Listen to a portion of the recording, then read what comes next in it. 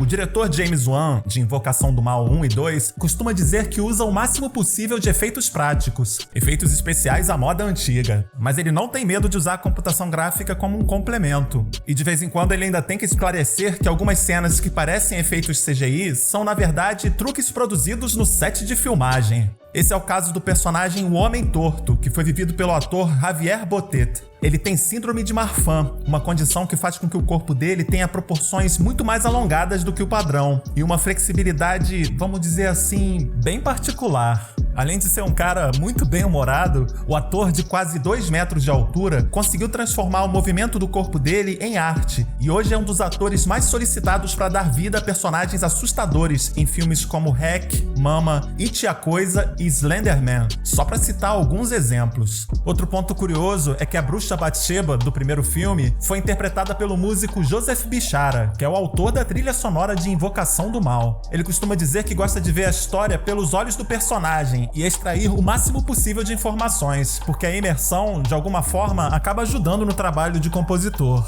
E olha, pelo jeito ele não se importa muito de ficar várias horas sendo maquiado para esse tipo de papel. Pra quem assistiu o filme e ficou muito assustado, essas imagens podem até ajudar a dormir melhor, viu?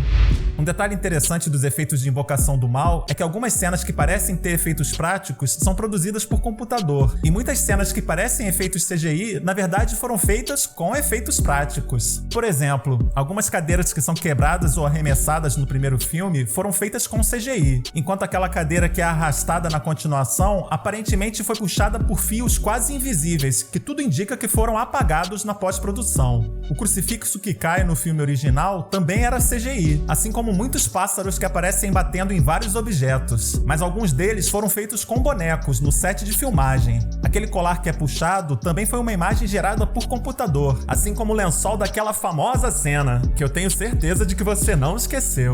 Nesse caso, primeiro eles tentaram fazer o efeito usando uma forma de plástico no lençol, mas uma das partes do mecanismo não funcionou na hora da filmagem, e foi por isso que acabaram fazendo o efeito digitalmente. Mas uma das razões do resultado ter ficado tão realista é que eles tinham uma ótima referência visual, que era a imagem da primeira tentativa, feita com um lençol de verdade. Mas o que a gente vê na maior parte das cenas são efeitos práticos mesmo, no máximo com alguns retoques feitos por computador.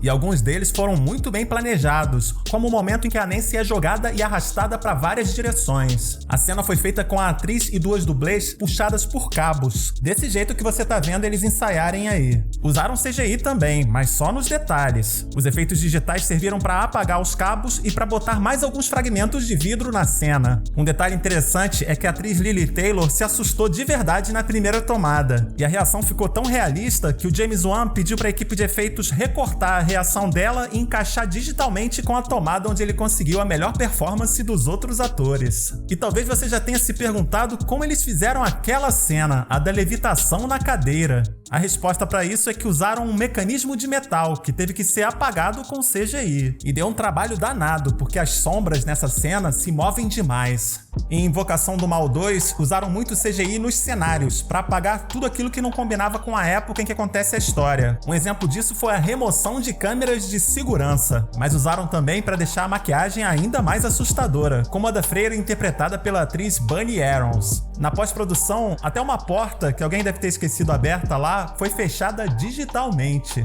Mas em geral, o CGI foi usado mais naqueles casos onde seria muito difícil usar efeitos práticos. Nesse segundo filme, o James Wan voltou a pendurar os atores em cabos em algumas das cenas mais assustadoras, que nessas imagens de bastidores já não assustam tanto assim. Mas o cineasta não pensou só em efeitos e sustos, e uma prova disso foram algumas mudanças de última hora que ele fez no personagem Valak, o antagonista de Invocação do Mal 2. Originalmente ele não seria representado por uma freira não, e sim por uma figura mais monstruosa, que foi baseada num design criado para o filme Castlevania, que acabou não sendo realizado pelo James Wan. Aqui ele chegou a filmar várias cenas onde um traje animatrônico seria complementado com CGI, principalmente para colocar asas no personagem. Mas foi na hora da montagem que ele achou que era melhor substituir aquela figura por uma ameaça mais realista e mais pessoal para Lorraine. E com o sucesso que o filme fez, não sou eu que vou dizer que ele estava errado não.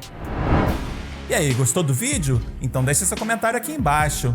E como eu sempre digo, o like ou dislike fica por sua conta.